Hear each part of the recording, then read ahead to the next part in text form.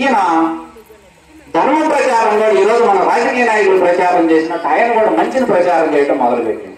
జనం అందరూ ఆయన చెప్పేదాన్ని అంగీకరించారు. అవును, నిజమే. కారణం ఏమిటంటే మనసు చేసేటువంటి మాయ వల్లే మనందరం దుఃఖానికి గురవుతున్నాం.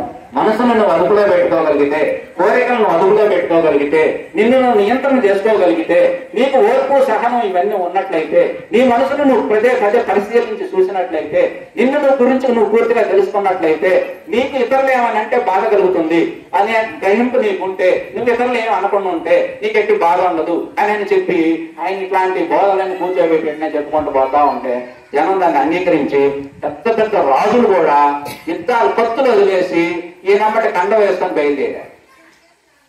ఆ రకంగా బయలుదేరిన తర్వాత ఆయన ఒక పెద్ద ఉద్యమం లాగా బ్రహ్మాండంగా భారతదేశం అనేక రకమైన ప్రాంతాలు తిరిగి అనేక రకమైన బోధలు చేసి ఇవాళ మన రాష్ట్రంలో కూడా 2-3 చోట్ల పెద్ద పెద్ద ఆయనకు సంబంధించినటువంటి గుర్తులు ఉన్నాయి.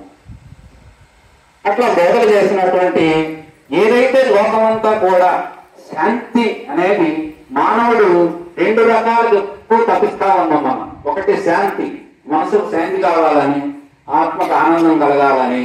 ఈ 2 కావాలంటే శాంతి అనేది ధర్మంలోనే ఉన్నది. ఎవరైతే ధర్మంగా జీవిస్తే వాడు భయపడాల్సిన అవసరం లేదు. అశాంతి అతనికి ఎందుకు వస్తుంది? ధర్మం తప్పితే నీకు శాంతిని కోల్పోతాం.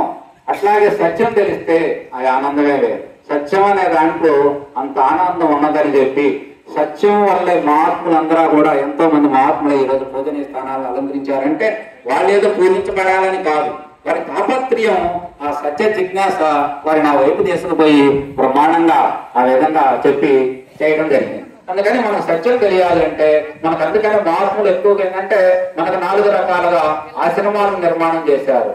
బ్రహ్మచర్యం అంటే చిన్న వయసులో మనకి సిస్టమ్ తయారయ్యి ఉన్నది.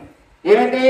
4 రకాల ఆశ్రమాలు. ఒకటి బ్రహ్మచర్యం, నువ్వు 1 నుంచి 20 దాకా చక్కగా చదువుకోవాలి, తల్లిదండ్రులు గౌరవించాలి, పెద్దల పట్ల మర్యాదగా ఉండాలి, ఏది మంచో ఏది చెడో పూర్తిగా అవగాహన చేసుకోవాలి, కుటుంబానికి లోకానికి ఉపయోగపడేవాడిగా తయారు కావాలి. వీటన్నిటికి మించి బ్రహ్మ విద్య ఉన్నది, దాన్ని నేర్చుకోవాలి. అది నేర్చుకున్న తర్వాత నీకు లోకోపకారం చేద్దామనిపిస్తే కండ వేసుకో, శుభ్రం కాషాయం ధరించుకో, లోకానికి ఉపకారం చేయి వివేకానందలాగా, లేదా గృహస్థుడిగా మారు, అద్భుతమైన జీవితాన్ని గడపచ్చు అని చెప్పిన తర్వాత గృహస్థాశ్రమంలోకి రావాలి. గృహస్థాశ్రమం భార్య పిల్లలు పెద్దయ్యారు, శుభ్రంగా అన్ని చేశాం, గృహస్థ ధర్మం నెరవేరింది. ఇక నెరవేరిన తర్వాత ఏం లేదు, పిల్లలతో ఉన్నదేమనుంటే తులం పాలన నమస్కారం పెట్టి ఇచ్చేయటం. తర్వాత వానప్రస్థానంలో పోవాలి. వానప్రస్థానం అంటే ఏమిటి? అడవులకు పోయేవాడు పూర్వకాలం. అడవులకు పోయి అక్కడ కూర్చొని ఇప్పుడు బుద్ధుడు పెట్టిందా మనం చెప్పుకున్న సాధన అంతా అక్కడ చేయాలి.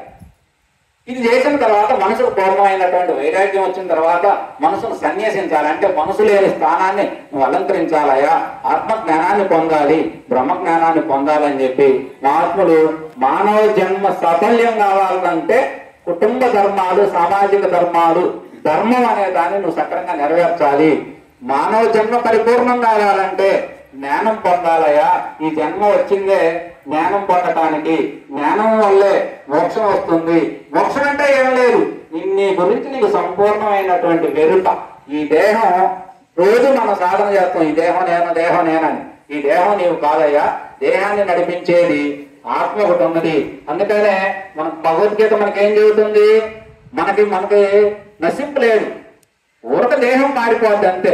ఆత్మ ఎప్పుడు పుట్టేది కాదు, పెరగదని చెప్పి మనకు శ్రీకృష్ణ పరమాత్మ చక్కగా బోధించాడు. అట్లాంటి జ్ఞానాన్ని మనం పొందాలంటే ఇట్లాంటి వేదికలు ఇవన్నీ బుద్ధుడు, మరి బుద్ధ భగవానుడు ఎట్లా అయిండు? ఆయన సిద్ధార్థుడు. తల్లి తండ్రి 8 మంది పండితుల చేత ఆయనకి నామకరణం చేయించారు సిద్ధార్థుడు అని. కానీ ఆయన బుద్ధ భగవానుడు. ఇది కాకూడదనే తండ్రి రకరకాల ప్రయత్నాలు చేశాడు, కానీ ఆయన అయినాడు. అంటే ఇందులో 2 రకాల మన కనబడుతున్నాయి. ఒకటి, మనం ఏం కావాలనుకున్నా కాలం యొక్క గొప్పతనం, అది ఎప్పుడు ఏమి చేయాలో. ఇలా మనం ఈ కార్యక్రమం 22-23 ఏళ్ల క్రితం మొదలు పెడితే, మేము మొదలు పెట్టినప్పుడు వయసు చాలా చిన్నది. ఈ మార్గంలో ఉన్నవాళ్ళు మమ్మల్ని చూసి మురిసిపోయారు, ఏం పిల్లగాళ్ళు అనిపించారు. కానీ అదే కుటుంబ వ్యవస్థలో సంపాదనలో పోటీ పడేవాడు, అసలు వీళ్ళు మనుషులే అన్నారు, ఈ వయసులో ఈ పని అని వేలనగా మాట్లాడారు.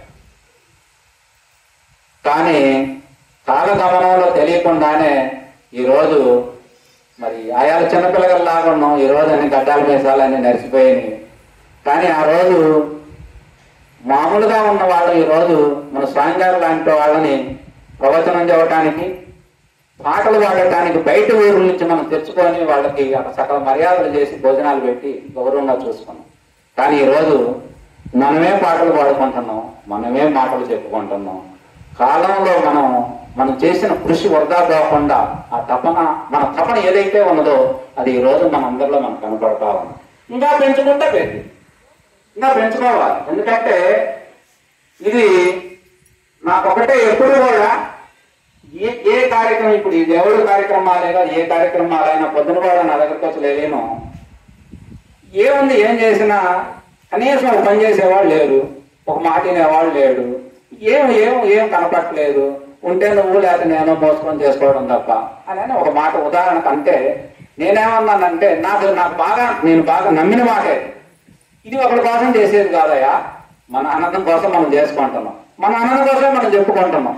వాళ్ళకు కూడా ఆనందం అనిపిస్తే పాల్గొంటారు, వాళ్ళకి ఆనందాన్ని ఇచ్చే విధంగా మనం పని చేద్దాం. అంతే తప్ప మనం ఏముందాడా అని.